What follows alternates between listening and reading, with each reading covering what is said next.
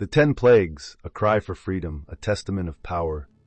Imagine a land gripped by unimaginable suffering, a nation brought to its knees.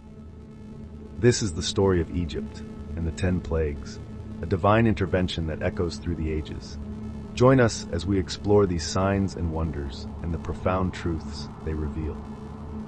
And the Lord said to Moses, "Say to Aaron, take your staff and stretch out your hand over the waters of Egypt, over their rivers, their canals, and their ponds, and all their pools of water, so that they may become blood, and there shall be blood throughout all the land of Egypt."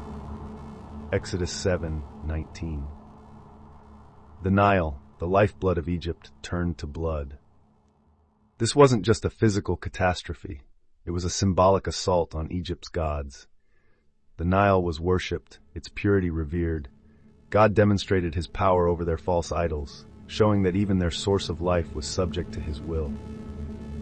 Then the Lord said to Moses, "Go to Pharaoh and say to him, 'Thus says the Lord, let my people go, that they may serve me.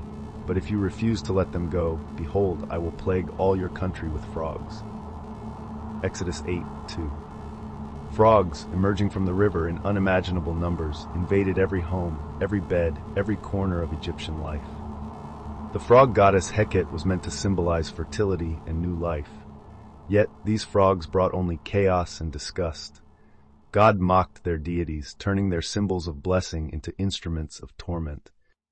And the Lord said to Moses, "Say to Aaron, stretch out your staff and strike the dust of the earth, so that the gnats may become gnats in all the land of Egypt."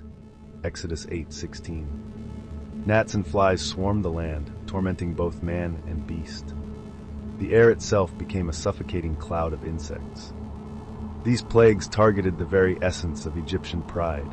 Their meticulous cleanliness, their elaborate rituals, all were rendered meaningless by the relentless onslaught of these tiny creatures. God humbled them in the most irritating way.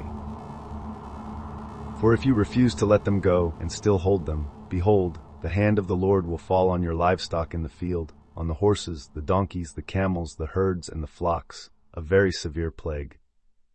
Exodus 9:3. A deadly plague swept through the Egyptian livestock, decimating their wealth and their livelihood. The Egyptians worshipped many animal deities, including Hathor, the cow goddess.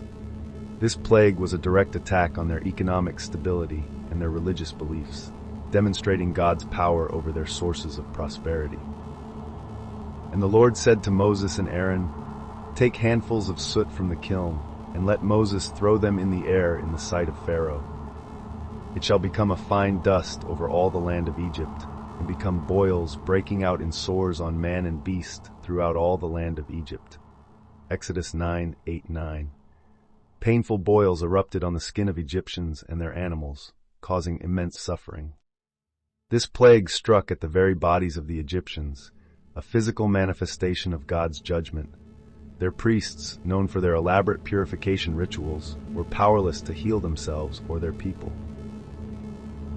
"Behold, about this time tomorrow I will cause very heavy hail to fall, such as never has been in Egypt from its foundation until now." Exodus 9:18. A devastating hailstorm, mixed with fire, ravaged the land, destroying crops and killing livestock.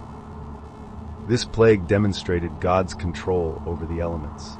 The Egyptians, who relied on the predictable cycles of the Nile, were confronted with the unpredictable and destructive power of the Almighty. "For if you refuse to let my people go, behold, tomorrow I will bring locusts into your country, and they shall cover the face of the land, so that no one can see the land." Exodus 10:4-5. A massive swarm of locusts descended upon Egypt, devouring every plant and tree, leaving the land barren. The locusts represented complete and utter devastation. They consumed everything in their path, leaving nothing behind. This plague highlighted the futility of resisting God's will. Then the Lord said to Moses, "Stretch out your hand toward heaven, that there may be darkness over the land of Egypt, a darkness to be felt." Exodus 10:21. A thick, impenetrable darkness enveloped Egypt for 3 days, a darkness so profound it could be felt. This darkness was not merely the absence of light. It was a tangible manifestation of God's judgment. It symbolized the spiritual darkness that had blinded the Egyptians to the truth. For I will pass through the land of Egypt that night, and I will strike all the firstborn in the land of Egypt, both man and beast. And on all the gods of Egypt I will execute judgments. I am the Lord. Exodus 12:12. The final plague, the death of the firstborn, was the most devastating of all.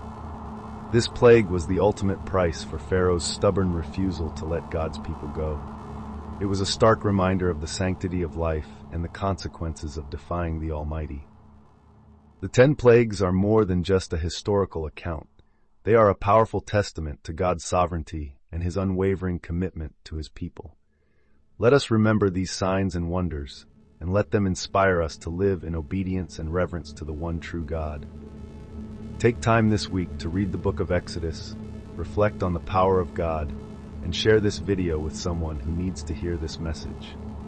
Let us all strive to be instruments of his will, spreading his light and truth to the world.